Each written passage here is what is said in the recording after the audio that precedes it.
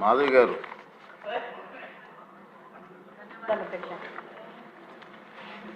ధన్యవాదాలు అధ్యక్ష. అధ్యక్ష, గతంలో మనం చూసేవాళ్ళం సంఘ విద్రోహ శక్తులు అంటే ఏదో బయటి దేశాల నుంచి వచ్చి ఇక్కడ టెర్రరిస్ట్ యాక్టివిటీస్ చేసి ఇక్కడ యొక్క శాంతియుత వాతావరణాన్ని మన భారతదేశం వాతావరణాన్ని డిస్టర్బ్ చేయడానికి చేసే వాళ్ళని తీవ్రవాదులు అనేవాళ్ళము, సంఘ విద్రోహ శక్తులు అనేవాళ్ళము. కానీ 2019వ సంవత్సరం నుంచి దీని అర్థం మారిపోయింది. గత పాలకులు గాంజా అనే మత్తు పదార్థాన్ని రాష్ట్రం మొత్తం తీసుకొచ్చి ప్రజల మీద దాడులు అనేది పెరిగిపోయాయి. ఈ గాంజా సేవించిన వాళ్ళు సామాన్య ప్రజల మీద దాడులు చేయడము, వాళ్ళని ఇబ్బందులు గురి చేయడం జరుగుతూ ఉంది. అధ్యక్ష, ఒకప్పుడు గాంజా అనేది పెద్ద పెద్ద నగరాలకి, పెద్ద పెద్ద సిటీస్కి మాత్రమే పరిమితమయ్యేది ఉంది. ఆ సిటీస్లోనే పబ్బులలో, రెస్టారెంట్లో అవైలబుల్ ఉంది. ఇప్పుడు గాంజా అనేది చిన్న మండల స్థాయికి, గ్రామ స్థాయికి చేరుకోవడం జరిగింది. ఇప్పుడు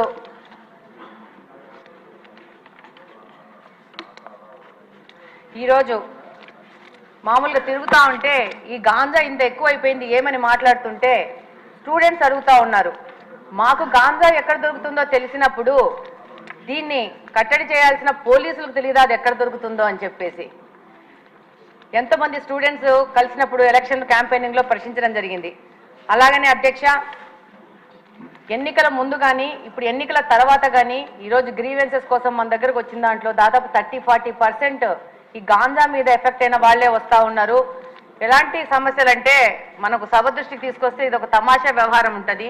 పిల్లాడు గాంజాకి అడిక్ట్ అయ్యాడని చెప్పేసి దాంట్లో నుంచి బయటికి తీసుకురావడానికి ఏవో మాయలు మంత్రాలు అని చెప్పేసి ఎవరో సాముల్ని మీద ఆధారపడి వాళ్ళు వచ్చి వాళ్ళ ఇంట్లో ఉన్న బంగారం అంతా చూసి వీడు గాంజా మీద ఎఫెక్ట్ అవుతున్నాడు ఈ అబ్బాయి అని చెప్తే వాళ్ళు ఆ బంగారంతా దొంగతనం చేసుకుని వెళ్ళిపోతే ఆ కేసు ఇప్పటికీ కడపలో 2 టౌన్ పోలీస్ స్టేషన్లో FIR రిజిస్టర్ అయ్యింది. నిన్న 1 వీక్ బ్యాక్ కూడా సదరు మహిళ వచ్చి నాది ఏదో సమస్య తీర్చండి అని చెప్పింది. అంటే దాదాపు సామాన్య ప్రజలు ఈ గాంజా వల్ల ఎంత ఎఫెక్ట్ అయ్యారంటే అసలు ఈ 5 సంవత్సరాల్లో మిగతా సమస్యలు ఒక ఎత్తు అయితే గాంజా సమస్య అనేది ఇంకొక పెద్ద ఎత్తుకు చేరుకోయింది.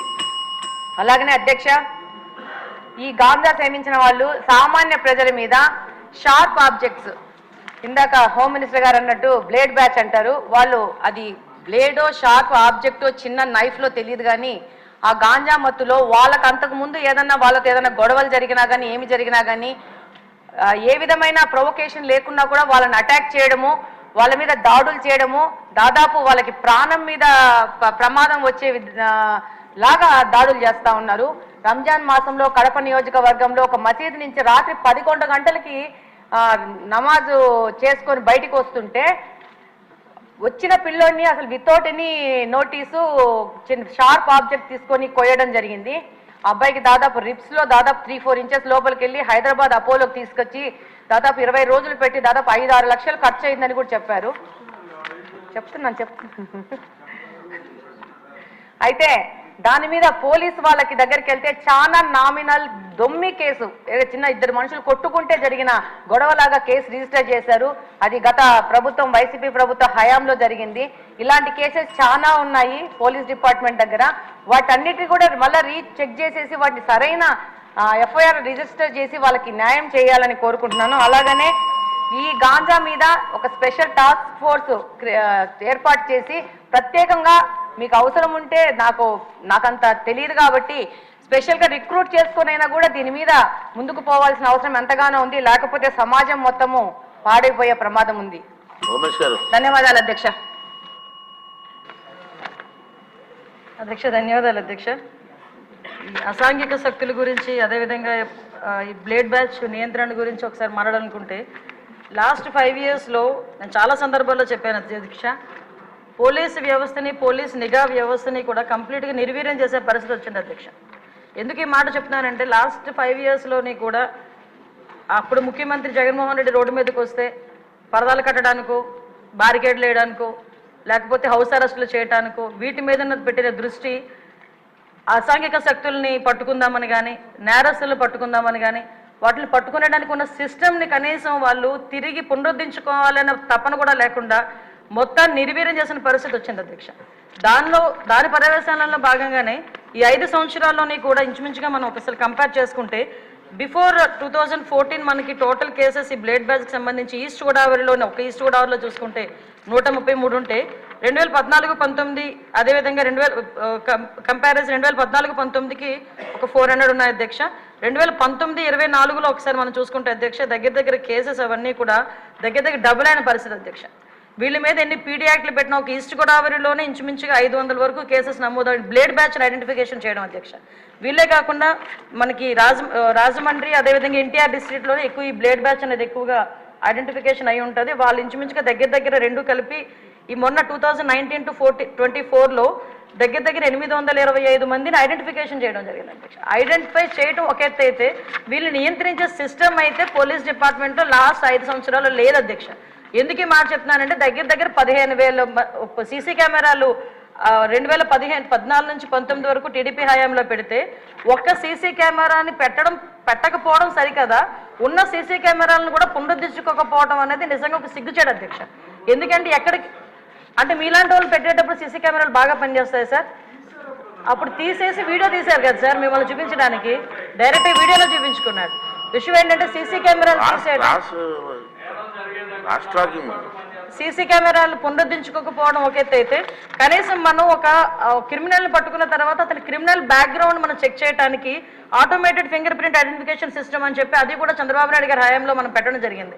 దాన్ని కూడా డబ్బులు కట్టగా దాన్ని కూడా కంప్లీట్గా నిర్వీర్యం చేసిన పరిస్థితి అధ్యక్ష. అవే కాకుండా మనకి ఇంతకు ముందు ఏదైనా ఈ బ్లేడ్ బ్యాచ్ కానీ ఎవరైనా అసాంఘిక శక్తులు ఎక్కడైనా ఊర్లలో వెళితే ఆ హౌసెస్ దగ్గర కూడా మానిటరింగ్ చేసేవాళ్ళం అధ్యక్ష. ఇంచుమించుగా వాటికి సంబంధించి LHMS అని చెప్పి దాని ద్వారా కూడా లాక్డ్ హౌసెస్ ఏదైతే ఉందో అక్కడ కూడా మానిటరింగ్ ఏర్పాటు చేసి అక్కడ సీసీ క్యామ్స్ ఏర్పాటు చేసుకుని వాళ్ళు వచ్చేటంత వరకు భద్రత కల్పించడం, అంటే మామూలు మైన్యూర్ లెవెల్ వరకు కూడా పోలీసింగ్ వెళ్ళి వాళ్ళు భద్రత కల్పించే పరిస్థితులు లాస్ట్ గవర్నమెంట్లో ఉండేది. ఈ గవర్నమెంట్ ఎప్పుడైతే నిర్వీర్యం చేసిందో పోలీసు వ్యవస్థని మీరు అన్నట్టుగా మొత్తం అరాచక శక్తులు అసాంఘిక శక్తులు అరాచక శక్తులు అంటే ఇందాక మేడం గౌరవ ఎమ్మెల్యేగా చెప్పినట్టు ఎవరో బ్లేడ్ బ్యాచ్ అనో ఇంతకుముందు ఎక్కడి నుంచో వచ్చారు, పై దేశాల నుంచి వచ్చారు, పై రాష్ట్రాల నుంచి వచ్చారు, బీహార్ బ్యాచ్ అక్కడ బ్యాచ్ ఇక్కడ బ్యాచ్ అనుకునే వాళ్ళు. ఇప్పుడు అలా కాదు, అది ఆ బ్యాచ్ ఈ బ్యాచ్ కాదు, వైసీపీ బ్యాచ్ అన్నట్టుగా అసాంఘిక శక్తులు ఎక్కువగా అయిపోయి ఈరోజు కనీసం రాముల్లో గుడికి భద్రత లేదు, బడికి భద్రత లేకుండా అయిపోయింది అధ్యక్ష. లాస్ట్ 5 సంవత్సరాలు కూడా బడిలోనున్న అక్కడికి వెళ్ళి అసాంఘిక కార్యకలాపాలు, ఈవెన్ ఒక రోజు స్కూల్ లాక్ చేసి ఉంటే అక్కడికి వెళ్తే సోమవారం మార్నింగ్ అక్కడికి స్కూల్ ఓపెన్ చేస్తే బీరు బాటిళ్ళు అక్కడ కైనీ ప్యాకెట్లు అవి కనిపించే పరిస్థితి. అలా అదేవిధంగా గుడిలోకి వెళ్తే గుడి విగ్రహాలను ఎత్తుకుపోయే పరిస్థితి లాస్ట్ 5 సంవత్సరాలు చూసాం అధ్యక్ష. ఒకటి అధ్యక్ష, ఈ రోజు ఈ గంజాయి గురించి చెప్పారు అధ్యక్ష. ఈ గంజా లాస్ట్ 5 yearsలో కూడా కంప్లీట్గా వదిలేశారు అధ్యక్ష. ఎంత దారుణంగా వదిలేశారంటే అంటే ఈ విషయం ఇక్కడ కూడా ప్రస్తావించాలి కాబట్టి చెప్తున్నా. ఎక్సైజ్ డిపార్ట్మెంట్కి ఇంతకుముందు ఒక పవర్ ఉండేది అధ్యక్ష. గాంజాని డిస్ట్రాయ్ చేయడానికి కానీ గాంజా మొక్కల్ని ధ్వంసం చేయడానికి కాల్చడానికి వాళ్ళకి ఒక సిస్టమ్ ఉండేది అధ్యక్ష. దీన్ని ఎప్పుడైతే సెబ్కి ఇచ్చారో ఈ ఎక్సైజ్ డిపార్ట్మెంట్కి వాళ్ళకి కూడా అటువంటి పరిస్థితి ఏమీ లేదు.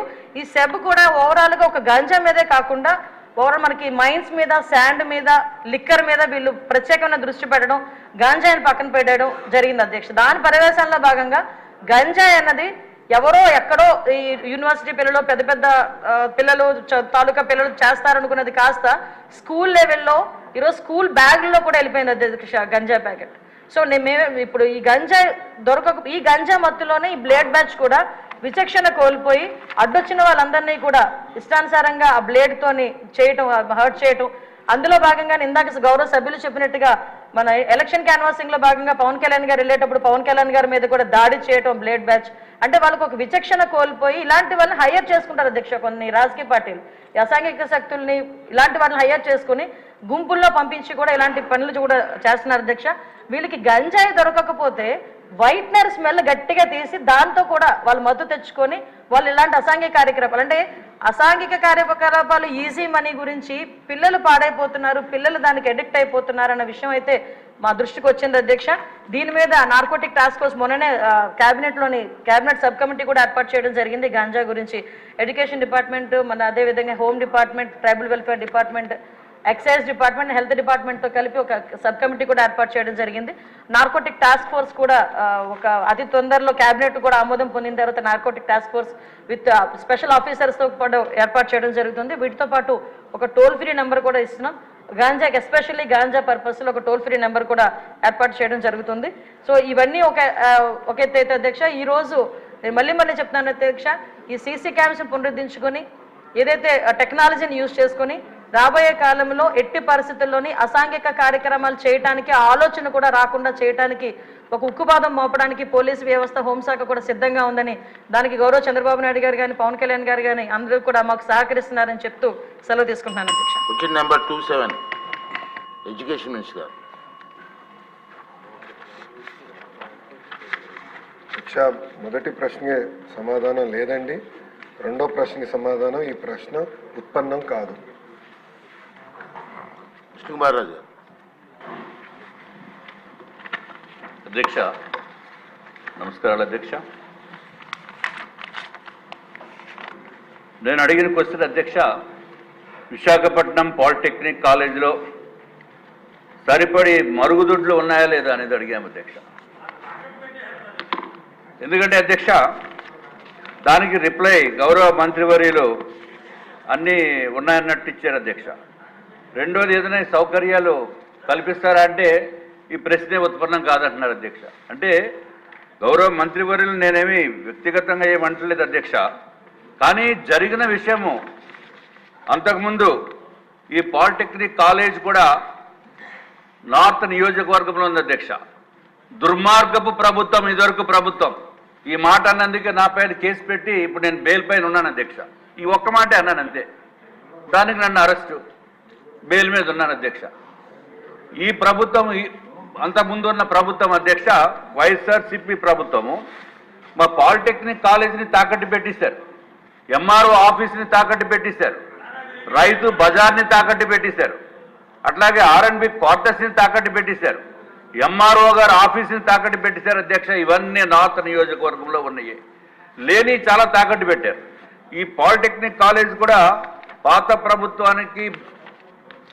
ప్రభుత్వం విక్టిమ్ అధ్యక్ష. తర్వాత ఈ క్వశ్చన్కి వచ్చేటప్పటికి అధ్యక్ష, ఈ పాలిటెక్నిక్ కాలేజ్ చాలా ప్రఖ్యాతిగా ఉన్న పాలిటెక్నిక్ కాలేజ్. ఇది 1956లోనే ఇది స్థాపితం అయింది అధ్యక్ష. మన్ని చాలా కోర్సెస్ ఉన్నాయి, diploma mechanical engineering, civil, electrical, అట్లాగే మెటలర్జికల్, ఫార్మసీ. దీని ఏరియా కూడా చాలా పెద్ద ఏరియా అధ్యక్ష, సుమారు 23 ఎకరాల 38 సెంట్లు అధ్యక్ష. తర్వాత దురదృష్టం ఏంటంటే నేను అడిగిన దానికి టాయిలెట్స్ అన్నీ ఉన్నాయని చెప్పారు అధ్యక్ష. అధ్యక్ష ఈ మధ్యకాలంలో చూస్తే పిల్లలు మంచినీళ్ళు కూడా తాగకుండా కాలేజీలకి స్కూళ్ళకి వెళ్ళే పరిస్థితి ఉంది అధ్యక్ష. ఎందుకంటే అక్కడ సరైన టాయిలెట్స్ లేవు. దానికి టాయిలెట్స్ ఏ విధంగా ఉండాలా అనేది కొంచెం ఇండియన్ స్టాండర్డ్స్ కూడా నిర్దేశించింది అధ్యక్ష. యాజ్ పర్ దీనికి toilet sanitation requirements for schools and education ఇన్స్టిట్యూషన్కి అధ్యక్ష IS 1172 ఆఫ్ 1993.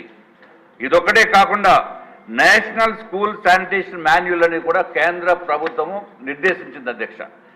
ఇప్పుడు దీనికి వచ్చేటప్పటికి ప్రాబ్లం ఏమవుతుందంటే మంత్రి గారు, మీరు ఏదన్నా ఇన్ఫర్మేషను స్కూల్స్ని అడిగితే వాళ్ళు లేదు అని అంటే ఎక్కడ పనిష్మెంట్ వస్తుందో, ఎక్కడ కంప్లైంట్ చేసినట్టు వాళ్ళపైన యాక్షన్ తీసుకుంటారో అని చెప్పి మేము అడిగినా వాళ్ళు ఇవ్వటం లేదు. నేను ఏదో నా స్పైస్ని పెట్టి కొంచెం ఇన్ఫర్మేషన్ తీసుకుని వచ్చే పరిస్థితి ఉంది అధ్యక్ష. ఉన్న వాస్తవాలను కూడా బయటకు చెప్పకపోతే ప్రభుత్వం కూడా చేయగలిగింది ఏమి లేదు. ఇంకొకటి అధ్యక్ష, ఇక్కడ దీంట్లో ఉన్న టాయిలెట్స్ చాలా అత్యంత దారుణం. ఈ యాజ్ పర్ IS 1172/1983 ప్రకారం అధ్యక్ష నాన్ రెసిడెన్షియల్ అయితే కాలేజ్ కానీ స్కూల్ కానీ అయితే WCలు ఎన్ని ఉండాలంటే అధ్యక్ష, 1 for every 40 boys and 1 for 25 girls. అట్లాగే యూరినల్లు 1 urinal for 20 boys, 1 urinal for 20 girls. Residential అయితే 1 water closet for 8 boys and 1 for 6 girls అధ్యక్ష. ఇప్పుడు మనకున్న ఈ పర్టికులర్ కాలేజీలో పాలిటెక్నిక్లో అనేది అధ్యక్ష 1169 బాయ్స్ చదువుకుంటున్నారు అధ్యక్ష. అట్లాగే 538 మంది అమ్మాయిలు అధ్యక్ష. టోటల్గా 1707 ఉన్నారు అధ్యక్ష. ఇది కాకుండా స్టాఫ్ ఇవన్నీ. ఇంతమందికి 1169 అబ్బాయిలు చదువుకుంటే ఉంటే toilets requirement as per the standards 59 ఉండాలి అధ్యక్ష. కానీ ఉన్నవి ఎన్నంటే తెలుసు అధ్యక్ష, 14 ఉన్నాయి. అంటే షార్ట్ ఫాల్ ఎంత ఉన్నాయండి? 45 టాయిలెట్స్ లేవు, యూరినల్స్ నేను చెప్పేది. అట్లాగే అమ్మాయిలకి 538 అమ్మాయిలు చదువుకుంటే ఉంటే రిక్వైర్మెంట్ 27 ఉండాలి కనీసము, దాంట్లో ఉన్నాయి 14 అధ్యక్ష. అంటే ఇంకా బ్యాలెన్స్ 13 ఉండాలి అధ్యక్ష. అధ్యక్ష ఇంకొక విషయం అధ్యక్ష, అట్లాగే ఇది చెప్పిన యూరినల్స్, తర్వాత వాటర్ క్లాజెట్స్, ఇది 1169 మందికి రిక్వైర్మెంట్ అయితే 30 ఉంది అధ్యక్ష, కానీ ఉన్నాయి అయితే 2 అధ్యక్ష. షార్ట్ ఫాల్ ఆర్ 28. అట్లాగే 538 మంది గర్ల్స్కి అయితే 22 టాయిలెట్స్ వాటర్ క్లాజెట్స్ ఉండాలి, ఉన్నవి 2, అంటే బ్యాలెన్స్ రిక్వైర్మెంట్ 20 ఉండాలి అధ్యక్ష. మరి ఇంత షార్ట్ ఫాల్ ఉండి ఏమీ లేవు అని అంటే అది ఎందుకో మరి నాకైతే అంత దారుణమైన రిప్లై అవసరం లేదనుకున్నాం అధ్యక్ష. అధ్యక్ష ఇదొకటే అధ్యక్ష, ఒకటి ఇది కేవలము ఓన్లీ ఈ పాలిటెక్నిక్ కాలేజ్ అనే కాదు అధ్యక్ష, ప్రైవేట్ స్కూల్స్లో నాకు 2 మనవరాళ్ళు అధ్యక్ష, వాళ్ళిద్దరు యుఎస్ సిటిజన్స్. వాళ్ళు స్కూల్కి వెళ్ళేటప్పుడు మంచినీళ్ళు తాగేయాలంటే మంచినీళ్ళు తాగరు, ఎంతో బలవంతంగా మంచినీళ్ళు తాగిస్తే అక్కడ టాయిలెట్స్ సరిగా లేవు, అందుకని మేము తాగమంటే నేను మొన్నే చెప్పొచ్చాను అధ్యక్ష.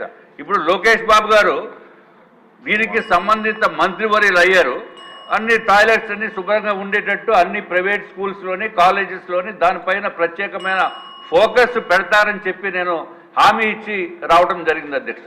ఇంత షార్ట్ ఫాల్ ని దయచేసి మంత్రివర్యులు చూసుకోవాలి అధ్యక్ష. ఇంకొక అయిపోయింది అధ్యక్ష, ఈ పాలిటెక్నిక్ కాలేజీలకి అయిపోయింది అధ్యక్ష. ఈ పాలిటెక్నిక్ కాలేజ్కి అంతకుముందు ఎప్పుడు మంత్రులు వెళ్ళరు, అంతకుముందు ఎప్పుడు మంత్రులు వెళ్ళలేదు అధ్యక్ష, అందుకే ఇవన్నీ ప్రాబ్లమ్స్. దయచేసి దీన్ని కూడా దృష్టిలో పెట్టుకోవాల్సిన అవసరం ఉంది అధ్యక్ష.